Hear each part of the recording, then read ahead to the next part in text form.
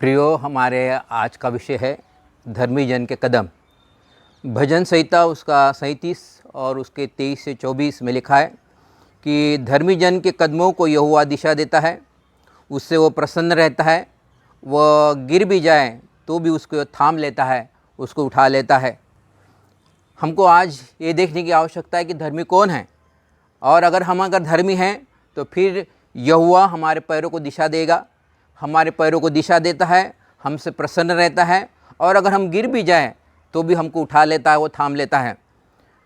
Bible बताती है कि गलातियों की पत्री उसका 3 अध्याय उसका 6 वचन कि जो व्यक्ति परमेश्वर में विश्वास करता है वो और उसके प्रेम में विश्वास करता है, वो धर्मी व्यक्ति है। उत्पत्ति की पुस्तक उसका 12वां अध्याय उसके 2 वचन में लिखा है कि जो परमेश्वर के वाचा में, उसके कानून में विश्वास रखता है, वो धर्मी व्यक्ति है। उत्पत्ति की पुस्तक उसका 12वां अध्याय उसका 3 वचन में लिखा है कि जो परमेश्वर के वचन पर विश्वास करता है वो धर्मी व्यक्ति है। अगर पहली परिभाषा, दूसरी परिभाषा और तीसरी परिभाषा को अगर हम एकत्रित किया तो एक परिभाषा बनती है, और वो है कि जिसने भी प्रभु यीशु मसीह को अपना उद्धारकर्ता ग्रहण किया है वो धर्मी व्यक्ति है। और हम सब ने प्रभु यीशु मसीह को अपना उद्धारकर्ता ग्रहण किया है, इसलिए हम धर्मी व्यक्ति हैं। और वचन के अनुसार भजन संहिता उसका 37 और 23-24 के अनुसार कि धर्मी जन के कदमों को यहोवा दिशा देता है, उससे वो प्रसन्न रहता है, और वो गिर भी जाए तो भी उसे थाम लेता है, उसको उठा लेता है। आज हम उदाहरण देखेंगे कि कैसे परमेश्वर धर्मी की पैरों को दिशा देता है और कैसे उससे प्रसन्न रहता है, और कैसे वो गिर भी जाए तो कैसे उसको उठा लेता है या थाम लेता है। पहला उदाहरण हम देखेंगे इब्राहिम का। उत्पत्ति की पुस्तक उसका 12वां अध्याय 1 से 2 में ऐसा लिखा है, परमेश्वर ने इब्राहिम को कहा कि तू अपने देश को छोड़, अपने रिश्तेदारों को छोड़, अपने पिता का घर छोड़ और ऐसे जगह चला जा जहाँ मैं तुझे दिखाऊंगा, ऐसे देश चला जा जो मैं तुझे दिखाऊंगा। और उसके बाद परमेश्वर इब्राहिम को कहता है कि मैं तुझे एक राष्ट्र बनाऊंगा, मैं तुझे आशीषित करूंगा, तेरा नाम मैं ऊंचा करूंगा और तुझ में दुनिया के लोग आशीषित होंगे।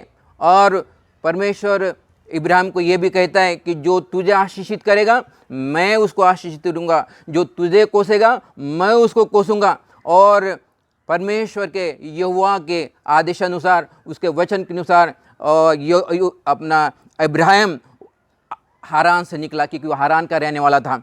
हारान से निकला, और हारान से निकलने के बाद उत्पत्ति की पुस्तक उसका 12वां अध्याय 10 से 19 में लिखा है कि वो हारान से होते हुए कनान देश पहुंचता है। तो कनान देश में दरअसल अकाल पड़ा था। परमेश्वर ने कहा था कि मैं तुझे कनान देश में ले जाऊंगा, और वो वहाँ पर पहुँचा तो वहाँ ऐसा लिखा है कि वहाँ अकाल पड़ा था, और इसलिए वो वहाँ से मुड़कर मिस्र देश को चला गया। जब वो मिस्र देश को चला गया तो तब इब्राहिम की उम्र 75 साल की थी और सारा की उम्र 65 साल की थी। और जब वो मिस्र देश में जाते हैं तो अपने पत्नी को कहता है कि सारा देख, तू बहुत सुंदर है, और ऐसा होगा कि जब हम मिस्र में चले जाएंगे वो लोग देखेंगे कि ये इब्राहिम की पत्नी है तो वो तुझे रख लेंगे और मुझे मार देंगे। और मुझे अगर जीवित रहना है तो तुझे एक काम करना होगा, तुझे कहना होगा कि ये मेरा भाई है। और सारा ने वैसा किया। और वो फिरौन जो वहाँ पर था, फिरौन के जो राजकुमार थे, और उसने सारा ने उनसे कहा कि ये मेरा भाई है, ये मेरा भाई है। और उन राजकुमारों ने सारा का रिकमेंडेशन किया, उसकी सिफारिश किया कि बहुत सुंदर है, और इसलिए फिरौन ने उसको महल में लाया। वो दरअसल फिरौन सारा के साथ विवाह करना चाह रहा था, लेकिन हुआ ऐसा कि जब उसने फिरौन ने जब सारा को जो महल में बुलाया तो बाइबल ऐसा कहती है कि परमेश्वर ने पूरे फिरौन पर एक महामारी को लाया, एक प्लेग को लाया, जिसके वजह से लोगों पर बड़ा असर हो रहा था। तब उसने जान लिया कि इसमें कुछ तो बात है। तो उसने इब्राहिम को बुलाया और उसने इब्राहिम को कहा, तूने मुझसे झूठ क्यों बोला? क्योंकि परमेश्वर ने इस बात को उसको जाहिर किया कि जो स्त्री जो तूने अपने महल में लाई है वो इब्राहिम की पत्नी है, और इसलिए तेरे घर पे और तेरे घराने पे जो ये प्लेग जो आया है उसी की वजह से आया है। और तो फिर फिरौन इब्राहिम को बुलाता है और उसको कहता है कि तूने मेरे से झूठ क्यों बोला, और क्योंकि वो तेरी बहन है करके, और आज अगर ऐसा होता तो मैं उसको अपनी पत्नी बना लेता था, लेकिन मैं ऐसा नहीं कर पाया क्योंकि तेरे परमेश्वर ने मुझे रोका। दरअसल यहाँ पर इब्राहिम ने फिरौन के साथ झूठ बोला। वो उसकी पत्नी थी, लेकिन वो कहने लगा कि वो उसकी बहन है। उसके बावजूद भी परमेश्वर इब्राहिम को गिरने के बाद भी उठा लेता है, उसको थाम लेता है, उस पर कोई दोष नहीं लगाता है। फिर उत्पत्ति की पुस्तक उसका 20वां अध्याय उसे 1 से 7 में लिखा है कि बाद में वो मिस्र से निकलकर गरार देश में चला जाता है। गरार देश में अबीमेलेक का नाम का राजा था, और वहाँ पर भी वो अपने पत्नी को कहता है कि देख, अभी जब वो गरार देश में जाता है तो इब्राहिम 100 साल का था और सारा 90 साल की थी, और तभी भी परमेश्वर ने उसके जवानियों को उकाब के नहीं बनाया था। परमेश्वर ने इब्राहिम को जवान बना दिया था, परमेश्वर ने सारा को भी जवान बना दिया था, और सारा की 90 साल की उम्र होने के बावजूद भी इब्राहिम ने सारा को कहा कि देख, अभी हम यहाँ पर जा रहे हैं तो अभी भी तू क्या कहना कि ये मेरा भाई है। और उसने सारा ने वैसा ही की। सारा ने कही कि इब्राहिम जो है ये मेरा भाई है, और इसके वजह से जो अबीमेलेक राजा ने इसके साथ अच्छा व्यवहार किया और उसको अपने महल में लाया। और ऐसा लिखा है कि परमेश्वर ने अहीमलेक को एक सपने में कहा कि तूने ये क्या किया है, तूने एक भविष्यवक्ता को पत्नी को अपने घर में लाया है, और इसलिए मैंने तेरे घराने की भी जितनी भी महिला हैं, जितनी भी स्त्रियां हैं, सबका मैंने उनका कोख मैंने बंद कर दिया है, इसलिए किसी को भी संतान नहीं हो रही।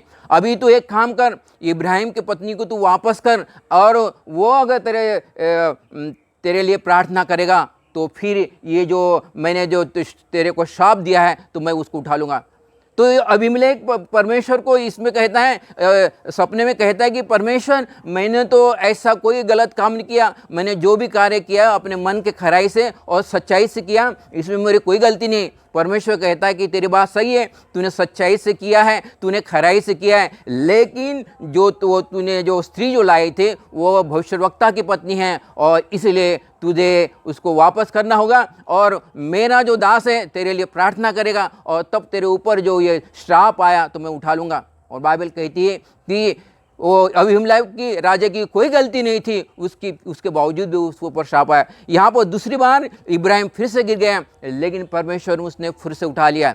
यहाँ पर बाइबल कहती है भजन संहिता उसका 37 उसका 23 और 24 में कि धर्मी जन के कदमों को यहोवा दिशा देता है, उससे वो प्रसन्न रहता है, और वो गिर भी जाए तो उसको थाम लेता है, उठा लेता है। प्रियो, धर्मी जन का ये कितना सौभाग्य है, जिसने भी प्रभु यीशु मसीह को ग्रहण किया है वो धर्मी व्यक्ति है, और ये धर्मी व्यक्ति से परमेश्वर बड़ा प्रसन्न होता है और उसके कदमों को दिशा देता है। जैसे इब्राहिम के कदमों को उसने दिशा दिया, जब वो कनान देश को जा रहा था तो परमेश्वर ने कहा अभी तू मिस्र को चला जा। जब मिस्र में रखा तो उसने कहा कि अभी तू गरार देश में चला जा। इस तरह उसके पैरों को दिशा दिया, और वो गिर भी गया तो भी उसको उठा लिया। बाइबल कई उदाहरण देती है कि परमेश्वर कैसे धर्मियों को पसंद रहता है और कैसे उसके पैरों को दिशा देता है। इतना ही नहीं, लेकिन वो गिर भी जाए तो भी उठा लेता है। पहला शमूएल उसका 16वां अध्याय 12वें वचन लिखा है कि परमेश्वर ने शमूएल को कहा कि तू दाऊद को राजा करके अभिषेक कर, और यहाँ पर दाऊद को राजा करके अभिषेक करते हैं। उसके बाद ऐसा लिखा है कि दूसरा शमूएल उसका 11वां अध्याय 1 से 5, जब दाऊद जब राजा हो जाता है, और उस समय में ऐसा होता था, एक सीजन होता था, वो सीजन के दरमियान राजा लोग लड़ाई करने को जाते थे, लेकिन राजा लड़ाई न करने को नहीं गया, लेकिन अपने घर के अटारी पे ऐसा घूम रहा था, और घर के अटारी पे घूमते घूमते एक स्त्री को उसने देखा, उसका नाम था बादशबा, और वो उरिय्याह की पत्नी थी। तो दाऊद ने अपने मैसेंजर्स को भेजा, वो स्त्री को अपने घर में बुलाया और उसके साथ हम बिस्तर हुआ, ऐसा लिखा है, और वो जो स्त्री थी वो गर्भवती भी हुई। तब नाथान भविष्यवक्ता दाऊद के पास आता है, वो कहता है कि तूने क्या किया? क्या इज़राइल में कोई महिला नहीं थी जिसके साथ तू विवाह कर सकता था? तुझे क्या महिलाओं की या स्त्रियों की कोई कमी घटी हो गई थी जो तूने उरिय्याह की पत्नी को अपने घर में लाया और तूने उसके साथ व्यभिचार किया? ये बहुत बुरा किया। तो दाऊद कहता है कि मुझसे पाप हुआ है, और परमेश्वर से कहता है कि मेरे से पाप हुआ है, मैं पश्चाताप करता हूँ। जब दाऊद ऐसा कहता है तो तुरंत जो नातान जो है ये दाऊद के पास आता है और उसको माफ़ कर देता है। उसको कहता है, नातान बोलता है कि परमेश्वर कहता है कि तू नहीं मरेगा। प्रिय, यहाँ पर दाऊद गिर जाता है, फिर भी परमेश्वर उसको उठा लेता है, क्योंकि दाऊद जो था ये धर्मी व्यक्ति था। दूसरा शमूएल उसका 24वां अध्याय 1 से 18 में भी ऐसा लिखा है कि दाऊद का साम्राज्य बहुत दूर दूर को फैलता है। दाऊद ही ऐसा राजा था कि उसने एक भी लड़ाई नहीं हारी, क्योंकि परमेश्वर हर जगह पे उसको जीत देता था, और इसलिए इतना उसका साम्राज्य बढ़ गया। एक बार उसके मन में आया कि मेरा साम्राज्य कितना बड़ा है, ताओ मैं गिनती कर लूँ। तो उसका जो सेनापति था जोआब को कहता है कि तू जा और गिनती कर ले। और जब वो गिनती कर चुका था तो तब वहाँ पर गाद नाम का भविष्यवक्ता आता है, दाऊद के पास आता है कि तूने क्या किया, कि तूने गिनती क्यों कर ली? ये तूने अपने सामर्थ्य से नहीं किया है, ये परमेश्वर की सामर्थ्य जिसके द्वारा तेरा साम्राज्य बढ़ गया। लेकिन अब क्या होगा, तुझे 3 बातों को चुनना होगा। पूरे देश में 7 साल का अकाल होगा, या 3 महीने तक तू अपने शत्रु तेरे पीछे पीछे दौड़ेगा और तू शत्रु की वजह से दूर दूर को मारा मारा घूमता रहेगा, या फिर 3 दिन तक तेरे पूरे देश में महामारी फैलेगी। तो दाऊद कहता है कि मैं परमेश्वर के हाथ से बनना चाहता हूँ, और 3 दिन तक महामारी ऐसी हुई कि स्वर्गदूत ने मारना शुरू कर दिया। जब 70 लोगों को जब मारना हो गया था तो दाऊद फिर से पश्चाताप किया, फिर से आपे में आया। वो कहता है कि परमेश्वर पिता, मुझसे गलती हो गई।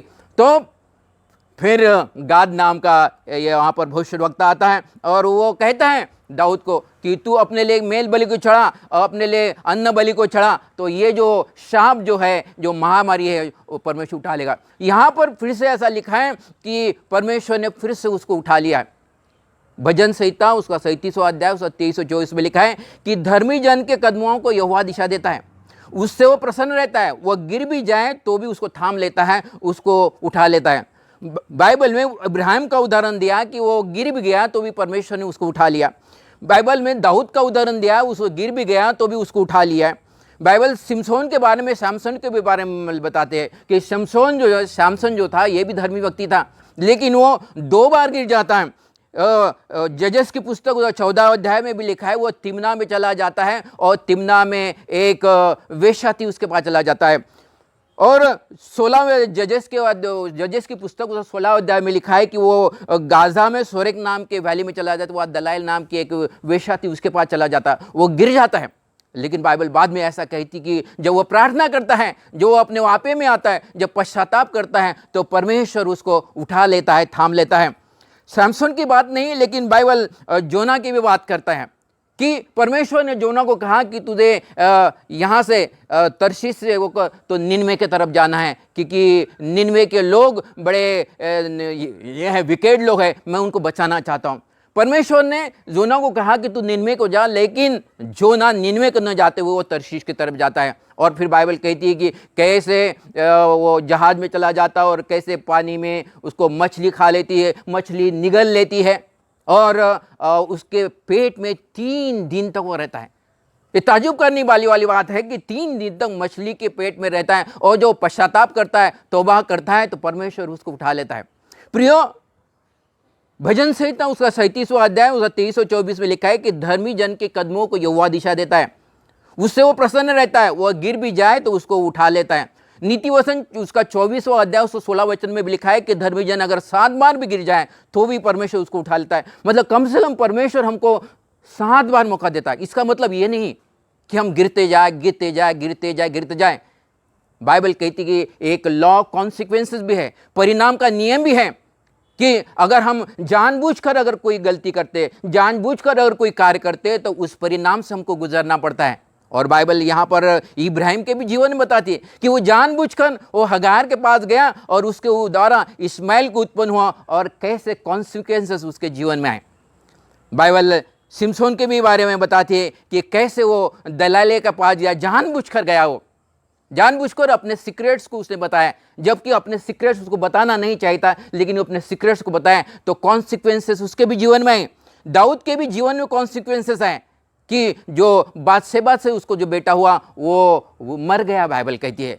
तो धर्मी जन के कदमों को यहोवा दिशा देता है, उससे वो प्रसन्न रहता है। वो गिर भी जाए तो वो उसको थाम लेता है, उठा लेता है। लेकिन एक बात ज़रूर है, अगर हम जानबूझकर अगर कोई कार्य करते हैं, जानबूझकर अगर कोई हम गलती करते हैं, तो उसके लॉ ऑफ कॉन्सिक्वेंसेस, उस परिणाम से, उस तकलीफ से हमको गुजरना पड़ता है। लेकिन परमेश्वर का धन्यवाद हो, अगर हम आपे में आ जाते हैं, हम पश्चाताप करते हैं, कहते कि प्रभु मेरे से गलती हो गई, मुझसे पाप हो गया, तो परमेश्वर फिर से हमको उठा लेता है।